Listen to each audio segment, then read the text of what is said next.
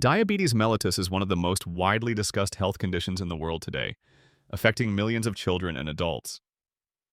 Even though it sounds complicated, the idea behind it is simple once you understand how the body uses food for energy. Learning about diabetes is important because it helps us make better choices, recognize early signs, and support people who live with it every day. What is diabetes mellitus? Diabetes mellitus is a long-term health condition where the level of sugar in your blood becomes higher than normal. Your body needs sugar for energy, just like a smartphone needs a battery to work. But that sugar must go inside the cells of your body, where it can be used. To help sugar enter the cells, your body uses a special hormone called insulin, which is made by an organ called the pancreas. Think of insulin like a key and your cells like locked doors. Sugar stays outside the cell until insulin opens the door. In diabetes, something goes wrong with this key system. Sometimes the body makes no insulin, sometimes it makes too little insulin, and sometimes the insulin doesn't work properly. Because of this, sugar gets stuck in the blood and cannot enter the cells. This causes hyperglycemia, which means high blood sugar. When sugar stays high for too long, it can slowly damage your eyes, kidneys, nerves, heart, and many other parts of the body. That's why doctors take diabetes so seriously. It's not just about sugar, it's about protecting the whole body from long-term harm. Types of diabetes. There are different kinds of diabetes, and each has a different reason for happening. Understanding these types helps make sense of how the disease works. Type 1 diabetes.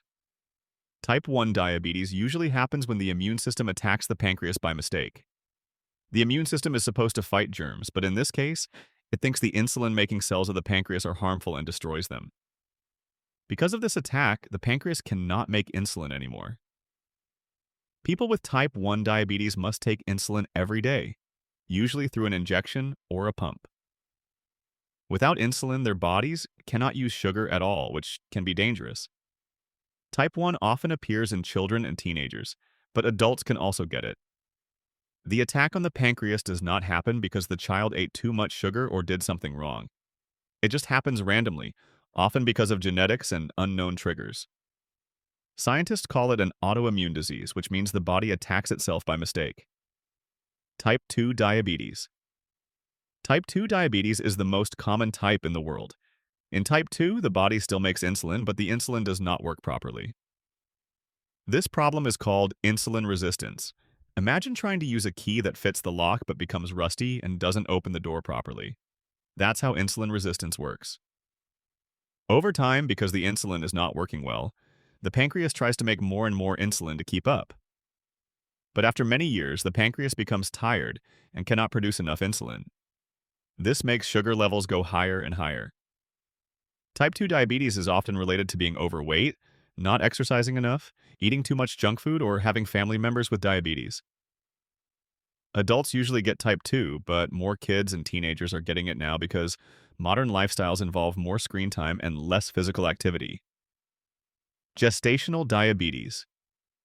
Gestational diabetes happens only in pregnant women. When a woman is pregnant, her body makes special hormones to help the baby grow. Sometimes these hormones make the mother's body resist insulin, causing her sugar level to rise. This usually goes away after the baby is born. However, women who get gestational diabetes have a higher chance of getting type 2 diabetes in the future. Secondary diabetes. This type happens when another condition or medicine damages the pancreas or affects how insulin works. For example, some long-term medications like steroids or diseases that affect the pancreas can lead to diabetes. Unlike type 1 and type 2, secondary diabetes is caused by something external, not by the immune system or insulin resistance alone. Why does diabetes happen?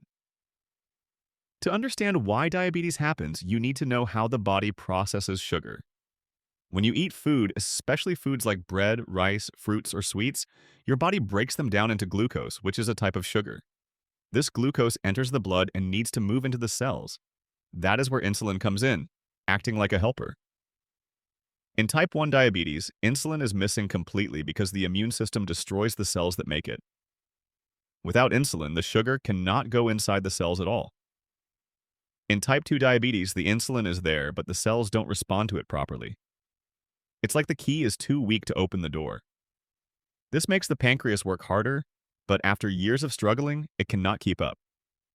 In both types, the result is the same. Too much sugar stays in the blood, leading to health problems. Signs and symptoms. People with diabetes start to notice certain changes in their bodies because the sugar in their blood is too high. They feel very thirsty even after drinking plenty of water because the body tries to flush out extra sugar through urine. They go to the bathroom to pee a lot, especially at night. They feel hungry all the time, even after eating, because the sugar is not reaching the cells, so the body thinks it needs more food. Some people start losing weight without trying, especially in type 1 because the body begins burning fat and muscle for energy. They may feel very tired, have blurry vision, and may take longer to heal cuts or bruises. Some people also get frequent infections because high sugar makes it easier for germs to grow. If diabetes becomes very serious, it can cause dangerous conditions like diabetic ketoacidosis, DKA in type 1, or hyperglycemic hyperosmolar state, HHS in type 2. These conditions must be treated in the hospital. Long-term problems if diabetes is not controlled. If high blood sugar continues for months or years, it can slowly damage many parts of the body. That's why doctors say diabetes needs serious long-term management. High sugar can damage the tiny blood vessels in the eyes, leading to vision problems and even blindness. It can harm the kidneys, which filter waste from the blood. Over time, the kidneys can fail if diabetes is not controlled. It can damage the nerves, leading to numbness, especially in the feet. Because of this numbness, a person may step on something sharp without realizing it, and wounds may not heal properly. This can lead to serious infections.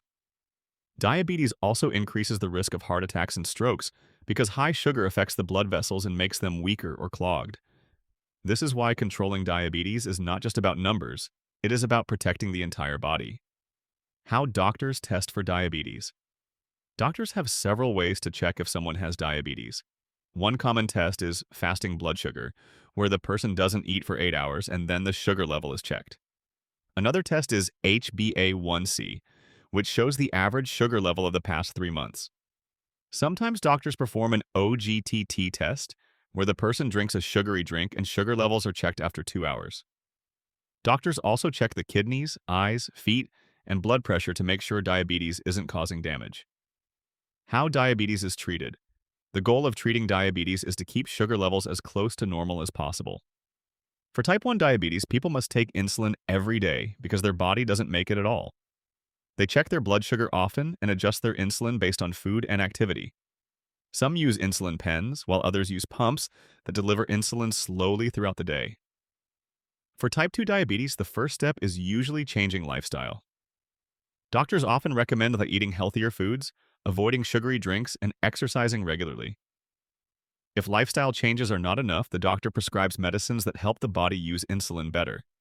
Some people with type 2 also need insulin later in life. Doctors also teach people how to check their sugar at home using a glucometer or a continuous glucose monitor, CGM.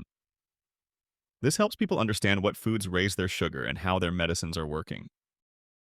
A simple way to control diabetes daily. Controlling diabetes requires simple but consistent actions every day. Eating healthy meals full of vegetables, whole grains, and proteins helps the body use sugar better. Avoiding junk food, sugary drinks, and too much fast food is important. Staying physically active helps the body use insulin better. Even walking 30 minutes a day can make a huge difference. Keeping a healthy weight reduces insulin resistance.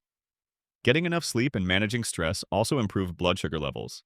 Taking medicines or insulin exactly as the doctor recommends is important. Skipping doses can make sugar levels dangerous. Is there a cure for diabetes? Many people hope for a permanent cure for diabetes, but currently there is no complete cure. Type 1 diabetes cannot be cured because the body stops making insulin permanently. Scientists are working on ways to replace the destroyed cells or protect them from the immune system, but these solutions are still being tested. Type 2 diabetes does not have a permanent cure either, but it can go into remission.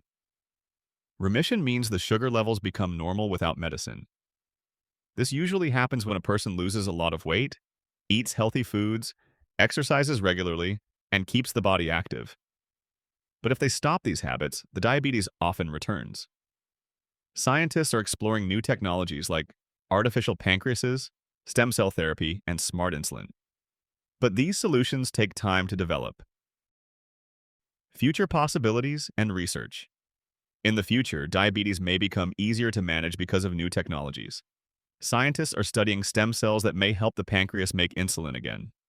They are developing artificial pancreas machines that automatically give insulin based on sugar levels.